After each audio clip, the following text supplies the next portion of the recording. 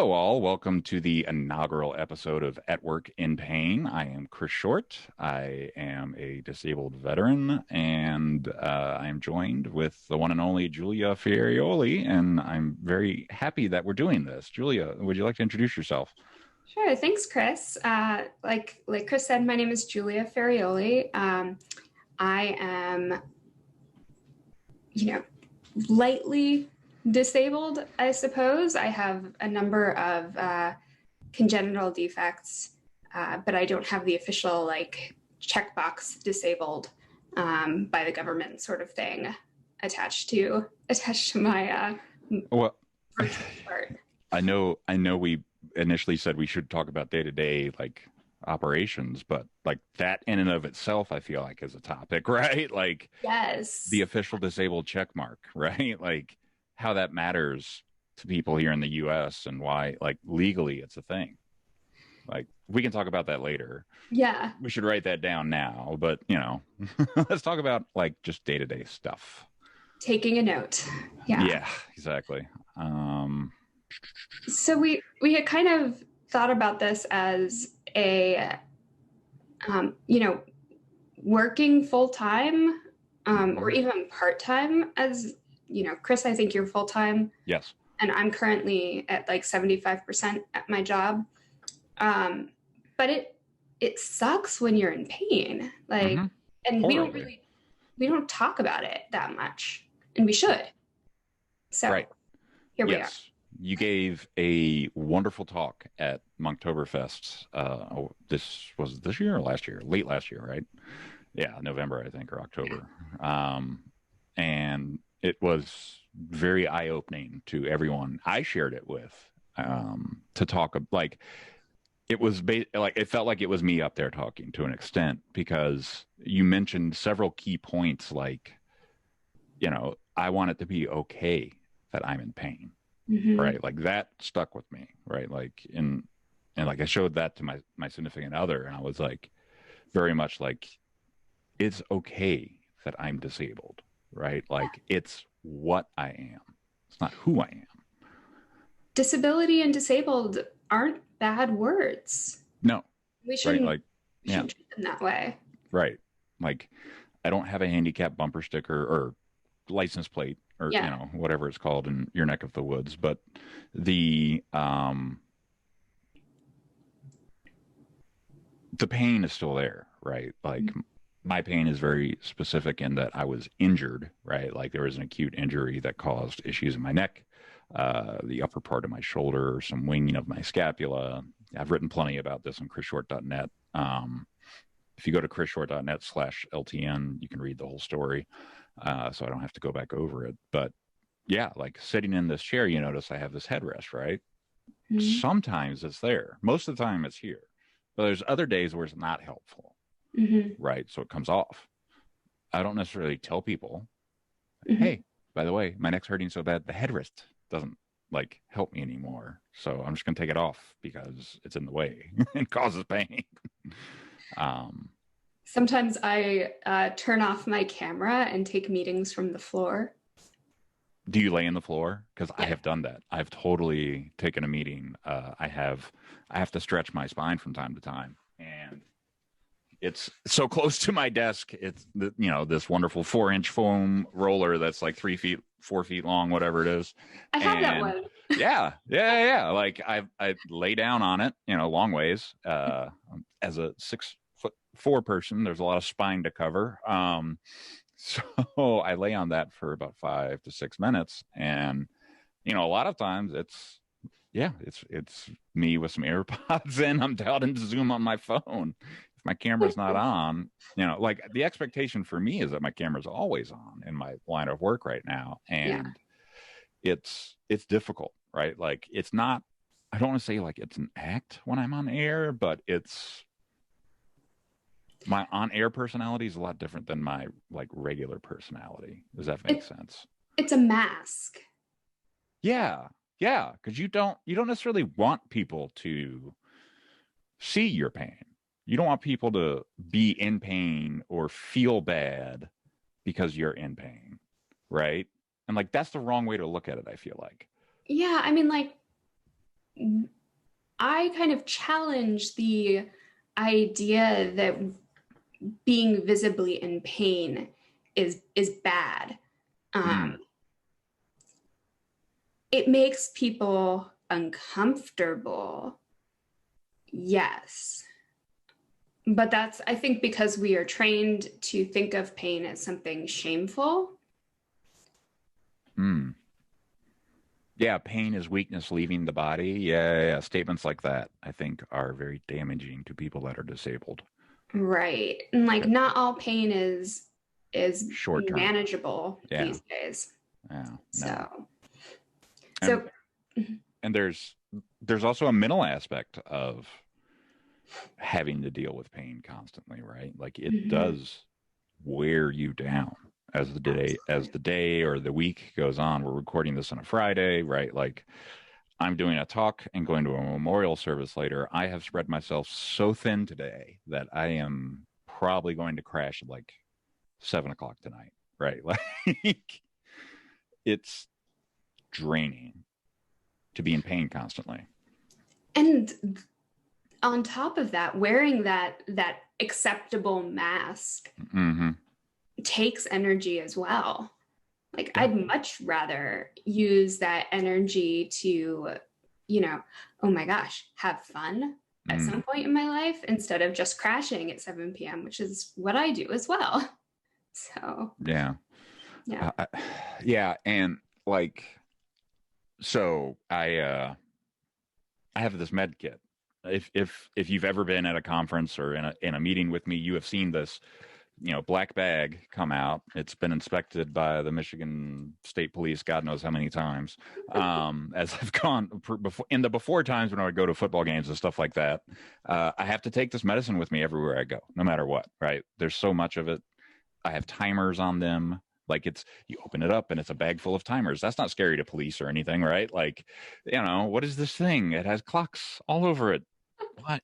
This is nothing like I've seen before, but it has. Thank God for the little patch that it's on it. Yeah. Indicates that it's a med kit because otherwise you'd open this thing up and God knows what you would think. It's full of pills and everything. But And timers. and timers, yeah, pills and timers. Why pills and timers? Well, it's because like there's certain medications that if I accidentally take too much of it, my life is at risk.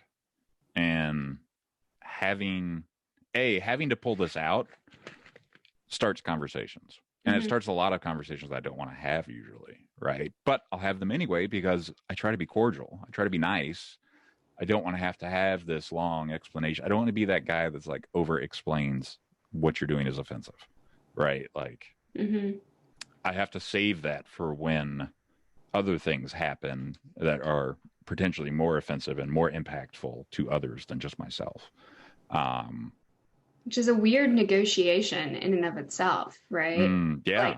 where where and when do you, I want to say, like make a stand with colleagues about how you have to take care of yourself and what it all means.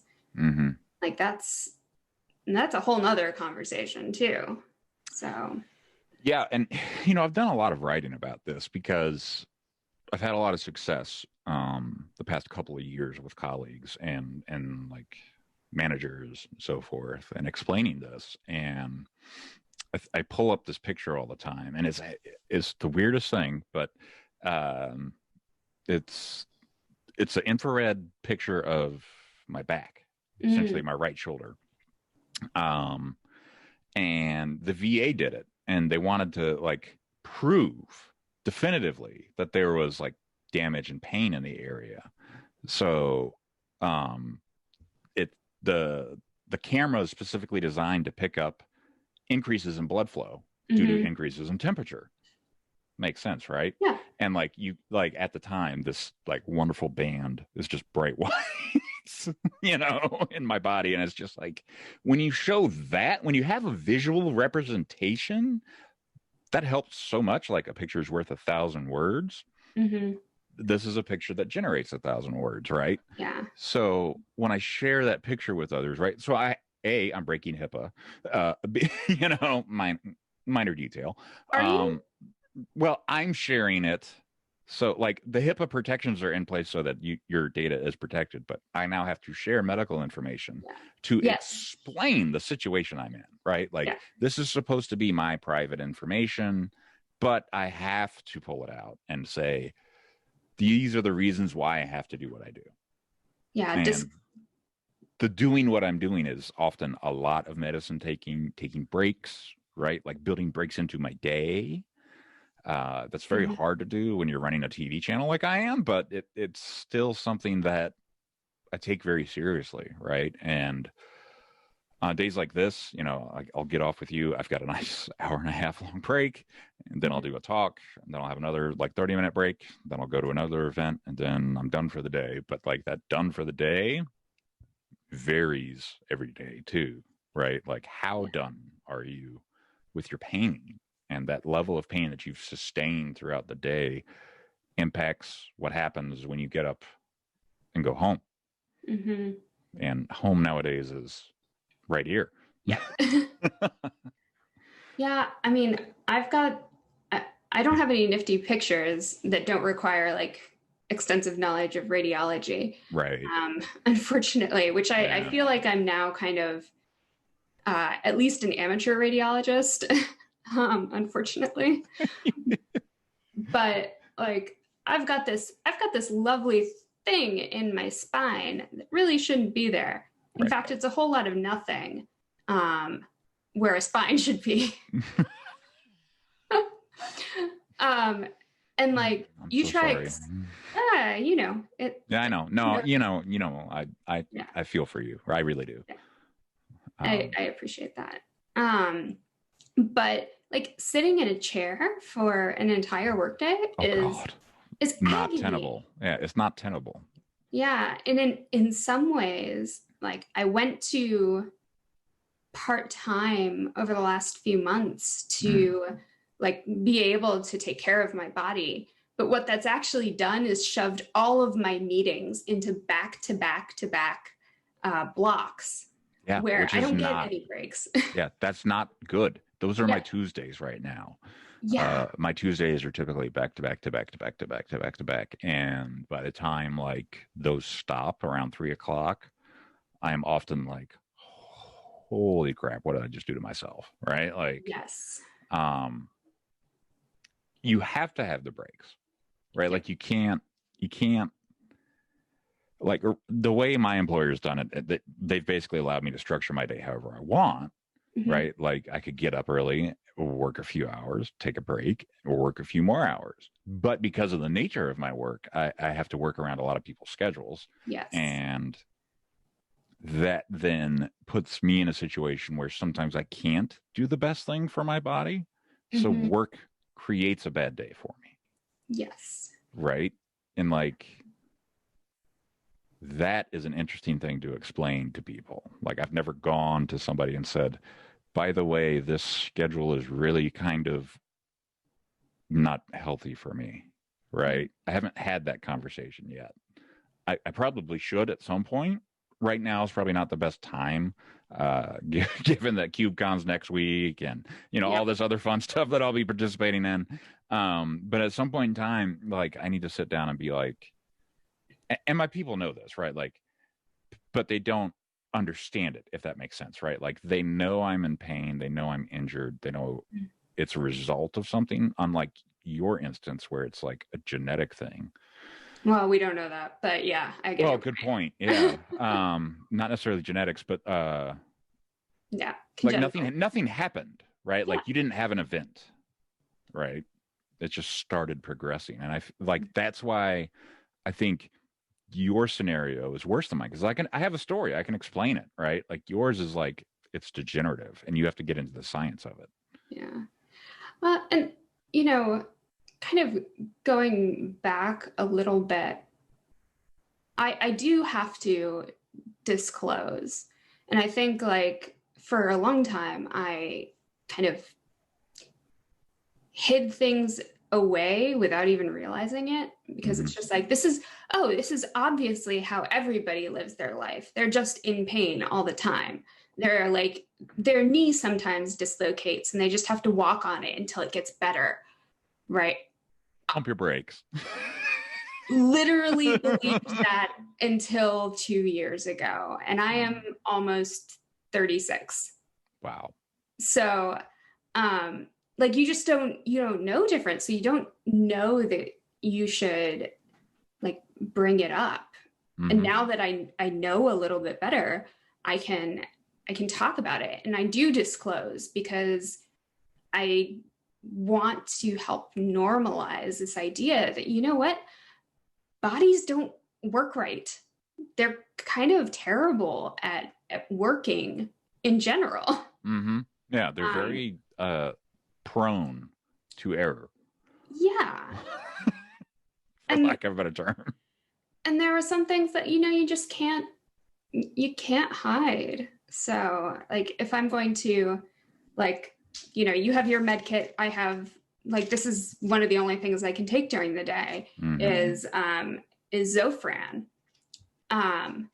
And that's an anti-nausea medication. And I'm like, you know what?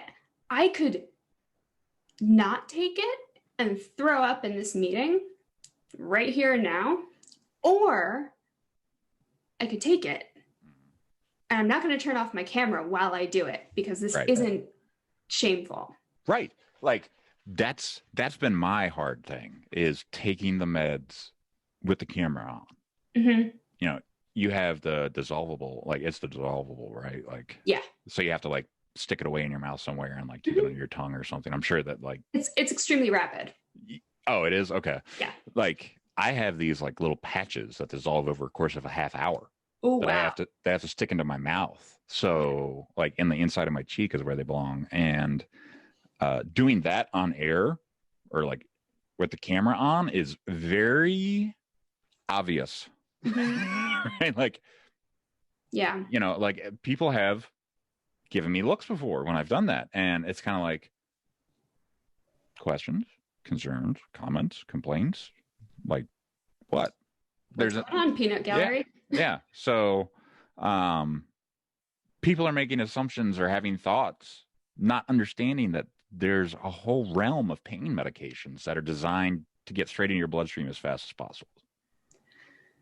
It's interesting. Like there's this narrative. I've talked about this in therapy a lot. But there's this narrative that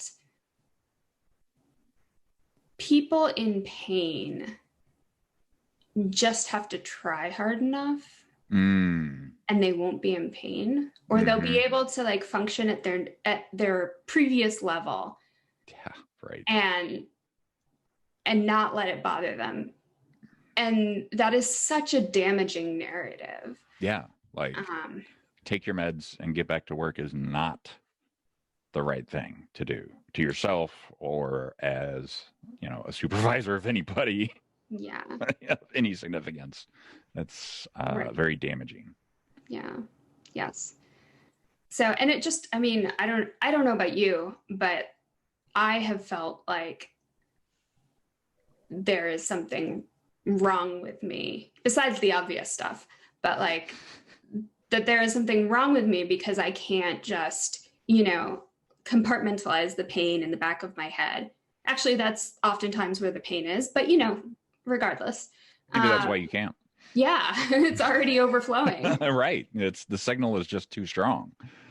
But like the rest of even if you're able to compartmentalize, the rest of your brain, the rest of your body is still affected.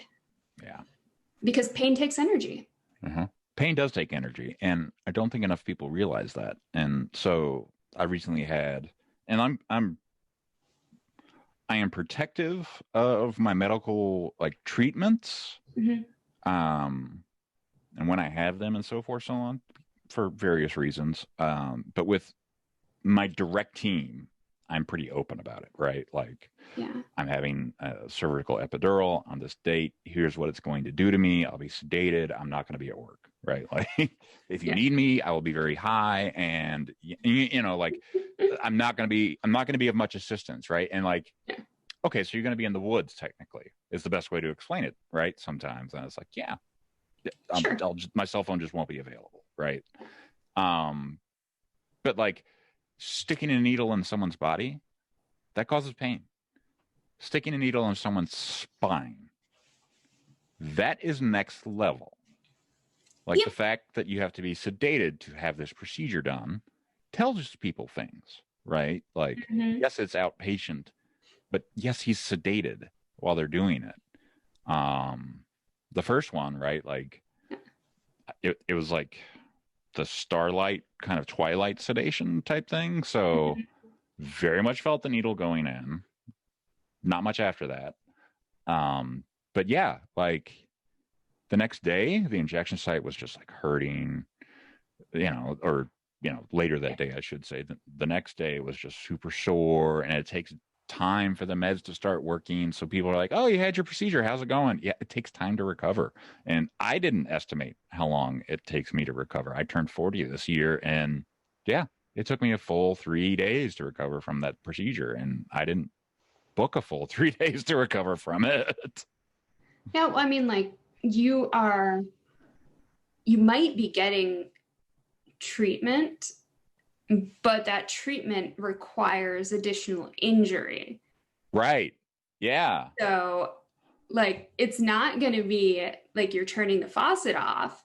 Right. It's, I don't actually know how to continue that It analogy. you bruise the body and damage the body, and then drop medicine behind in its place, hoping that it will improve things overall. Yeah. Right. The process, just like your doctor thinks this medication will help you more than it will hurt you. Right. They look at the Mhm. side effects. They give you medication. When you have a procedure, it's the same thing, only it's physical in nature, Yeah. and there's medicine involved, and that medicine takes time to work. Yes, they'll drop in some lidocaine or something, but that wears off in a good 12 hours, and then you feel it. If And it that. freaking hurt. Yeah, if you're lucky, it will last 12 hours. Um, but yeah, like there's and to go back to the med kit, this isn't everything, right? Like there's a drawer here, there's a door there with medicine, there's a thing over there with lidocaine patches and rollers and stuff on it, right? Like Mhm. I got heating pads hanging up over there. It's a lot, and I'm thankful that I work from home because I don't think I could have an office job anymore because of all the treatment I do during the day. Yeah. I mean, I've been working from home for the last 3+ years Mm-hmm. myself. And I'm actually like, I know that I'm in the minority here, but I'm really dreading when offices open back up Same. because like I can manage for some definition of that term at home. I controlling my environment is big. Mm. Um, and I don't know how I'm going to manage when the offices open back up. Yeah. You know. I think a lot of people, when it comes to disabled people, don't realize how much environment matters. Like Totally. I was at my pain clinic yesterday talking to my doc about how the procedure went and getting, my monthly prescription re-up. Thank you, opioid crisis. And doing my urinalysis because thank you, opioid crisis. Right. The My doc was like, yeah, so we're gonna do another, cervical epidural, but like we don't know how much of this is your neck, how much of this is your shoulder, how much, like it's a practice. Like all medicine a practice for a reason because that's what they're doing. They're practicing on you. Mm-hmm. I think it was a big uh, shock when I realized that it wasn't all science and that a lot of it is Yes. kind of art. Yeah, because a human body, right? Like my spine curves a little bit to the left and then back to the right, right? Like your spine does something completely different. And the next person's spine does something else. And the third person's spine and their scapula is sticking out, right? Like there's all these weird things that the human body can fail on and have all these other systemic issues as a result. Ulcers, too many NSAIDs, right? Yep. Perfect example. I have lots of ulcers because for decades, the military just handed me NSAIDs and said, you'll be fine. rub some dirt on it, right? Yeah. Yeah. So I kind of want to go back to like interactions Mm, with your teammates and your manager. Like you said you're pretty open. mm. Do you feel like you had a choice in that? Yes, I did. Um, I tried to play the close game once. Mm-hmm. Didn't work. Did not work because I couldn't hide the pain. So, I mean, to an extent, yes, I have a choice, but it will impact my job, right? So, no, I don't have a choice in that sense. Yeah. I have to be somewhat open, at least with my manager, um, and certain coworkers, of course, that you're working constantly with, kind of deal. But the yeah, I think you're right. It wasn't a choice. I had to kind of tell people my story, for lack of a better term, and let people know, right? Like I deal with a lot throughout the day that you'll never see. Yeah. Yeah. And I feel like my journey is a tiny bit different because I've had to take medical leaves for surgery and Mm, more surgery. And like I've at least had to be open with my manager, but it's a big risk, right? You don't know how people are going to respond, if they're going to respect you less. Discrimination is rampant. it is like It's sorry, I was looking for another medication I have to take. okay. But I eventually just decided that I was not gonna hide anymore. So like Yeah. we have text-based stand-ups every day, Mm, right? No, don't get me started on the language of stand-up. Uh, but in my blockers section, I put when things are like bad. I put that, hey, I've had these, you know, dislocated ribs for the last month. They're really are acting up today, as every day. But um, I feel like in order to normalize pain and normalize that bodies are weird and fallible, that someone has to go first, yeah. right? Yeah, you're right. Someone has to break the mold. Yeah. And you have done a tremendous job in doing that. Thank you. And I hope that us talking and doing this in a public fashion will help others Yeah. in their journeys and help people that aren't injured understand better. And, when you brought this idea to me, it was like an instant yes. Like, let's do it. No question in my mind, it's the right thing to do. Yeah, I mean it's hard. Being vulnerable is always Yeah, hard. like you put it in your stand up. Like, I have to figure out if I want to type in Slack to 17 people. Like, I'm having a rough day today, y'all. I Mhm. could use some help. Um, and I never do. Um, I might text my boss and be like, "Hey, I'm going to be AFK for a little bit" or something like that. Yeah. But it's really hard for me to admit that the injury I got in 2003 is affecting me so much in 2020. I can't effectively work right now. Mhm. That's really hard for me to do. Um, It's also hard for people to understand. yeah, like it was really hard for my family when I finally got like some recognition from uh, the Veterans Administration that yes, you are injured. Yes, Mhm. you're a disabled veteran as a result of your injuries. Um, the explaining everything to my wife's family was like, so yeah, I got this injury and then this happened and then these other things I experienced during my service and the injury itself is causing mental health issues on top of the other things that were causing me PTSD. And it's just like, I had a point last year where it was like I was in total meltdown mode, right? Like, and I didn't know what to do. I didn't know where to go or anything, and it was directly related to not the lack of quality care, but the lack of consistent quality care from the Veterans Administration, that I had to make the decision to say, okay, you're putting me on a path towards non-existence. So I'm going to put myself on a path of, I'm getting out of this. Yeah. Come hell or high water, like I'm not going to become a statistic. I really don't want to end up, as a veteran that took their own life because of the pain they're in. Yeah. But that happens every day, and that's really scary to me, right? Like, happens every day to veterans, and I don't understand why. I mean, I do, and I don't, right? Like, why is it so systemic in the veteran community? I don't understand. There's a lot of reasons, but there's no one reason, if that makes sense. Yeah.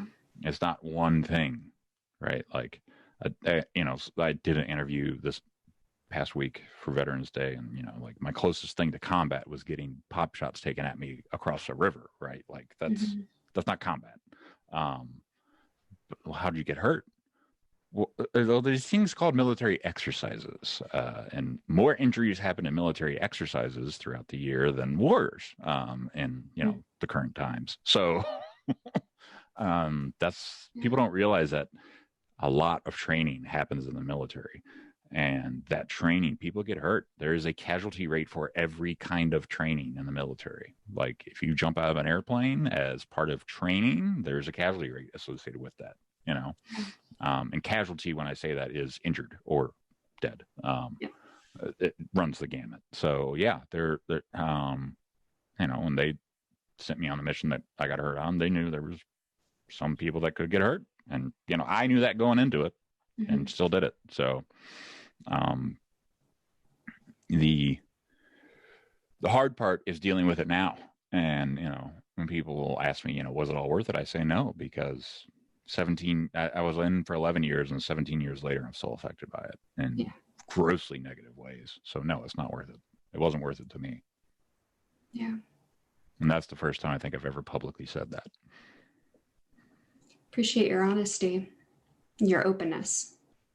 Well, it's hard for the people that support veterans think that veterans do it for all the right reasons, and they would do it again in a heartbeat. No, I would not do it again.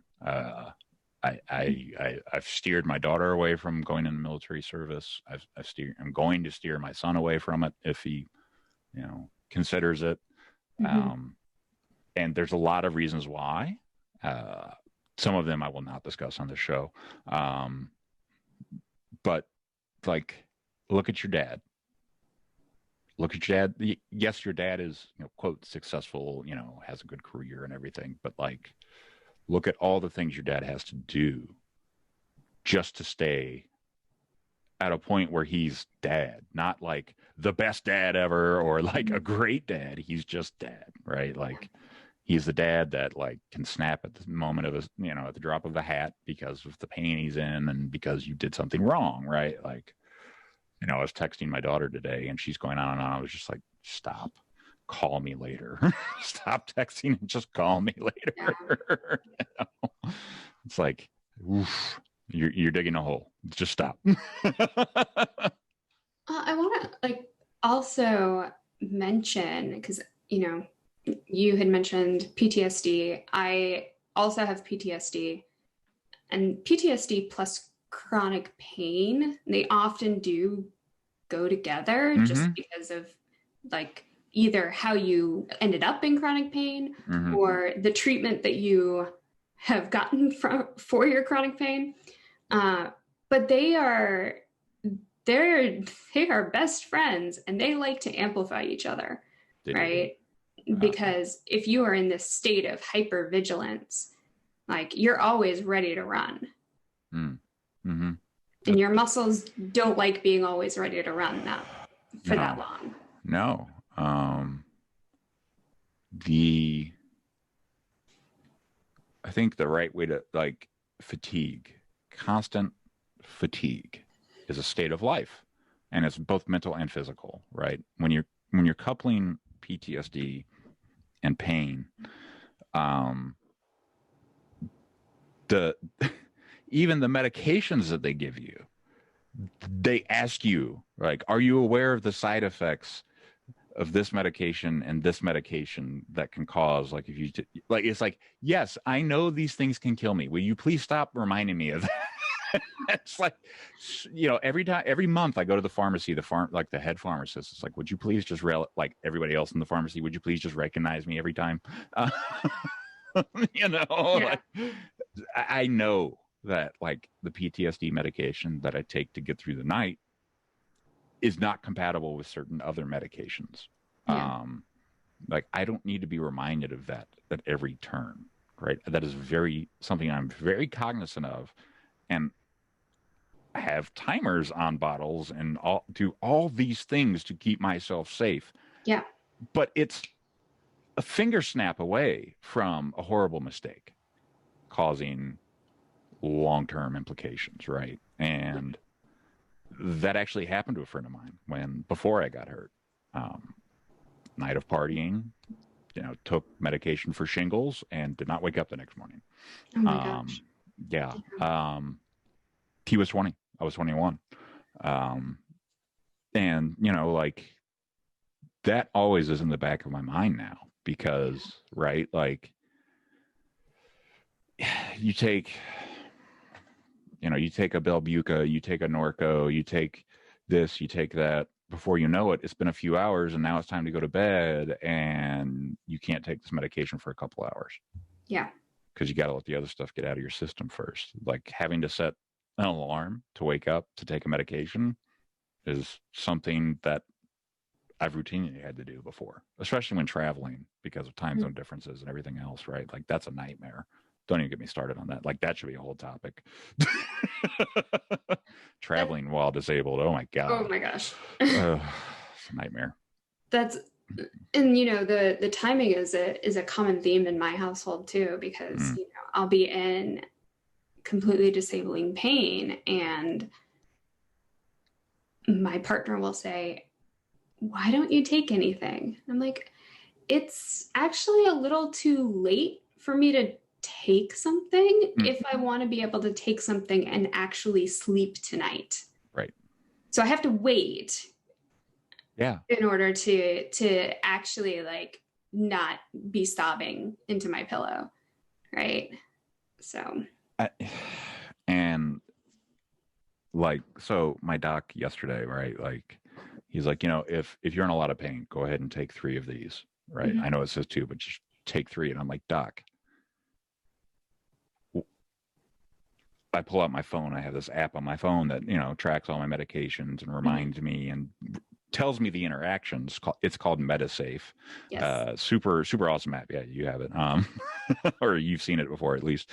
Like I use it mainly to track interactions, right? Like, and, share my medication, like have the medication list readily available because you always get asked, what medications are you taking? Here's my phone. Much easier. Yeah, it's so much easier when it's just all written down for them already. But yeah, like it's like, so if this thing and this thing don't work together, right? So you see how close they are together in the timing of everything, right? Like that's why it's so important that I pop the pill on air during the meeting, because if I don't do it now or within 15 minutes of now, I'm not going to get another chance again, right? Like, and I'm going to have to deal with 4 to 8 hours of pain that I shouldn't, at a level of pain that I shouldn't be in because I missed the window. Yeah. I know we're almost out of time, but I wanted to thank you for doing this together. No, thank you. This is your idea. This is a great idea. I think we can help shine some light on this rather dark subject of disability at work. and help people, right? Understand not just the disabled folks, but the undisabled, the healthy, the able-bodied. That we're not looking for sympathy here, folks. Nope. We're really not. We're just explaining what it's like to be us. And there's a lot to being us, I feel like. Yeah. So we do have some other topics that we'll dig into next time. But if there are other topics or questions that y'all have, just let us know, and we'll put them on the list. So. Yeah, we'll add to list. How do you do X? Yes. And if you're offensive, we'll let you know that too. Oh, in a heartbeat. Yeah. Okay, all right. Cool. Awesome. Thank you all for joining us for At Work in Pain, and we'll catch you next time.